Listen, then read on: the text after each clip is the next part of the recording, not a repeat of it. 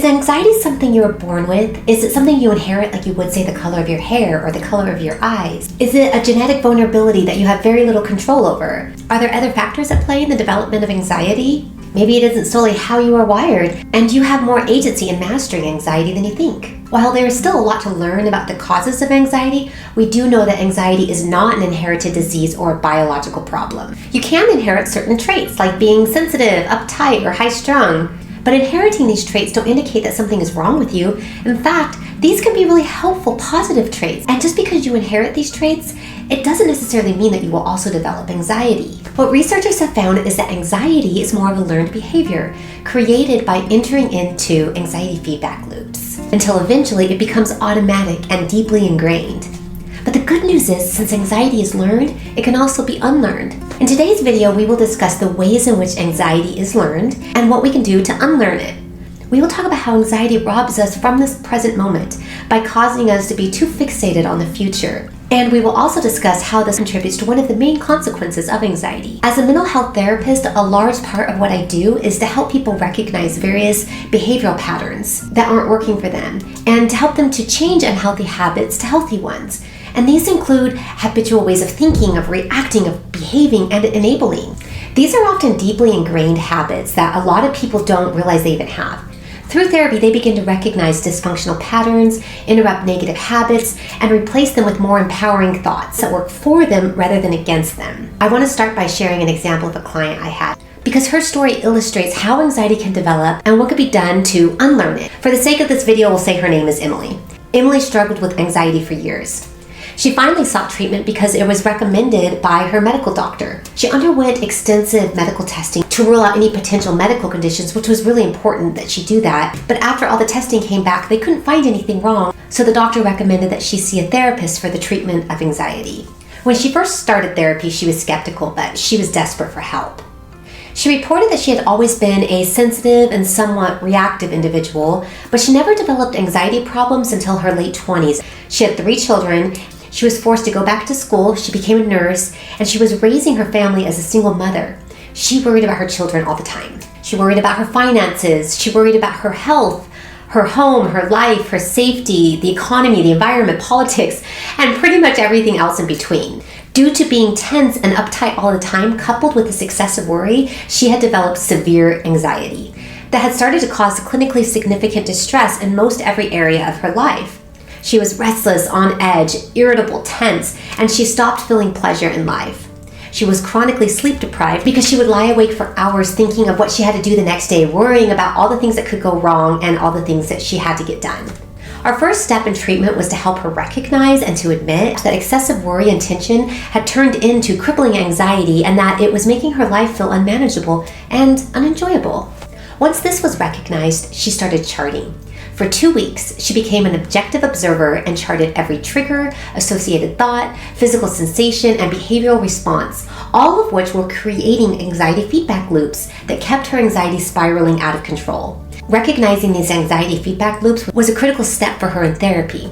She never realized, for example, how her stomach would knot up into a ball and her breathing would become more shallow and rapid, and how her jaw would tighten every time she was presented with certain triggering cues. By learning how to relax her body instead of tensing up, which had become an automatic habit for her, she was able to take the first step in breaking the feedback loop of anxiety. Establishing the habit of doing deep breathing, progressive muscle relaxation, and mindfulness exercises taught her how to recognize the difference between tension and relaxation in her body, and to learn how to consciously relax. With practice, she was able to apply these meditation skills in critical moments of stress. So instead of automatically tensing up her body when triggered, like she had become so accustomed to doing, she learned how to consciously relax her body instead. And once she got a handle on how to relax her body and manage her physical sensations when triggered, she started working on her automatic thoughts. She learned how to recognize thinking errors and to stop them and replace them with more empowering thought patterns. Mindfulness exercises were really helpful with this step because it taught her the habit of focusing on the present moment rather than letting anxious thoughts of the future take a life form of their own. She discovered that certain triggers would activate the what-if trips, and she worked on stopping the what-if trips and replacing them with the so whats. She practiced what I call the worst-case scenario exercise, where she would think of the worst thing that could happen with each of her worry thoughts. Then learn how to say, so what? So what if this happened? Is it really as big of a deal as I think it will be? As long as I am still alive and I have another day, most things will work themselves out. As she practiced all of these things over time, she was able to get a better handle on her anxiety. Her daily anxiety scores went from a 9 or a 10 to a 3 or 4. Since worrying activates a different part of her brain, something that we will talk about more in depth in future videos, once she got her anxiety under control, this freed her to start working through some of the underlying emotions that had been masked by years of chronic worry. She was finally able to process and let go of some deeper feelings of hurt and sadness, anger and resentment that had been weighing her down for years. She realized that anxiety had been acting almost like an addiction, distracting her from dealing with what was really bothering her. She learned emotion regulation skills and distress tolerance skills. So when underlying hurt and pain would surface, she could use her new skills and work through them rather than allowing anxiety to derail her from dealing with the real issues in her life. She was able to forgive those who had wronged her, including herself, and she learned how to be more present and experience joy in the moment. Over time, the quality of her life as well as her relationships improved dramatically. She was proud of the progress that she had made. After learning relapse prevention skills, she was able to discontinue therapy because she felt confident with her new lifestyle, improved ways of thinking, feeling, and reacting. I always let my clients know problems don't happen overnight and they won't be solved overnight.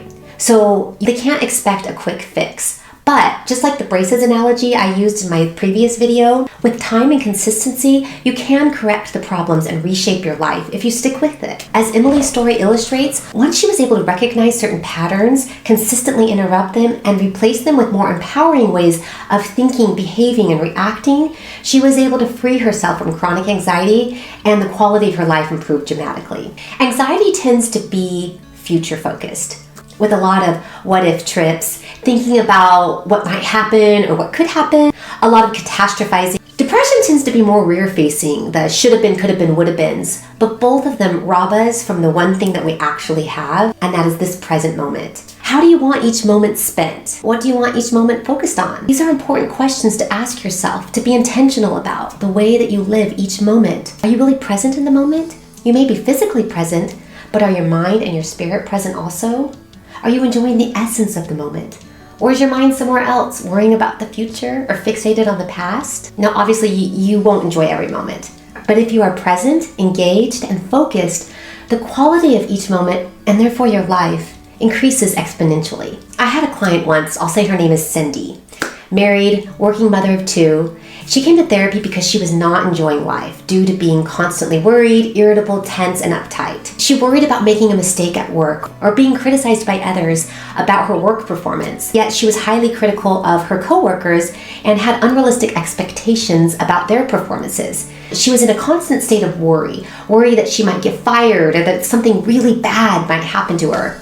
She was also easily frustrated by minor irritations like technical difficulties, schedule changes, or things people said or did that she didn't like. And her anger about this negatively impacted her social relationships because others could pick up on her feelings towards them. She didn't even need to say it, they could feel it. And since she felt that she could not rely on others, she rarely delegated tasks, which caused her to feel even more stressed. She was often worried about deadlines since she insisted on doing everything herself. She was not sleeping well at night. She reported that she felt tired and grumpy most of the time, and she was experiencing very little pleasure in her life. This example illustrates the adverse effect that anxiety can have on an individual and the quality of their life. Cindy's anxiety and her unrealistic expectations, they were taking up all of her mental energy, were robbing her from fully experiencing the moment or enjoying her life. For people struggling with anxiety, it is common to feel that everything has to be done or completed as soon as possible and with perfection.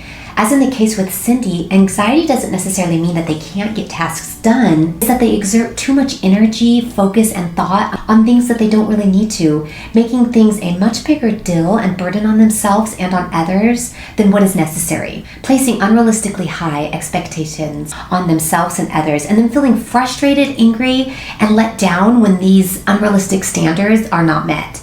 So a major consequence of anxiety is not feeling that you are enjoying life. This lack of joy can be attributed to a lot of causes. One is that people with anxiety often give up hobbies, recreation, and leisure activities because the anxious individual believes that there are too many things that they need to do and that they don't have time for leisurely activities.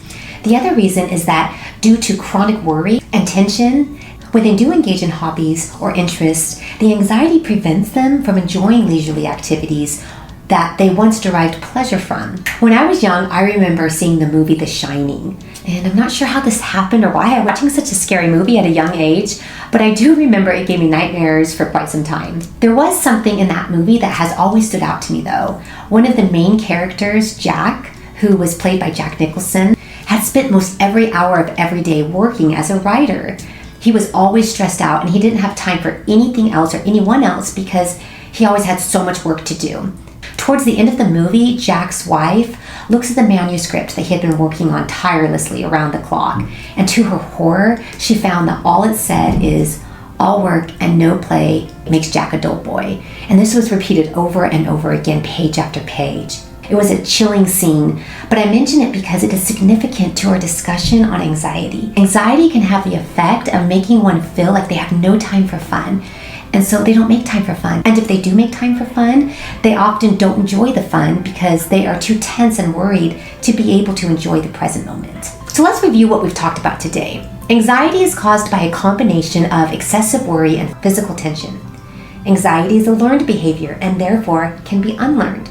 Recognizing feedback loops, stopping them, and replacing them with more empowering processes is how you can unlearn anxiety. Anxiety tends to be more future-focused, whereas depression tends to be more rear-facing, but both of them rob us from the one thing we have, and that is this present moment. We learned how one of the main consequences of anxiety is the experience of not enjoying life. Therefore, it's important to carve out time for things that bring you joy. But hopefully your biggest takeaway from all of this is that change is possible. Stay on the course and you can and will reshape your life. I hope you found this video helpful. Follow me for future videos. Next week, I will focus specifically on GAD, Generalized Anxiety Disorder. So stay tuned, have a great week, and I will see you next time.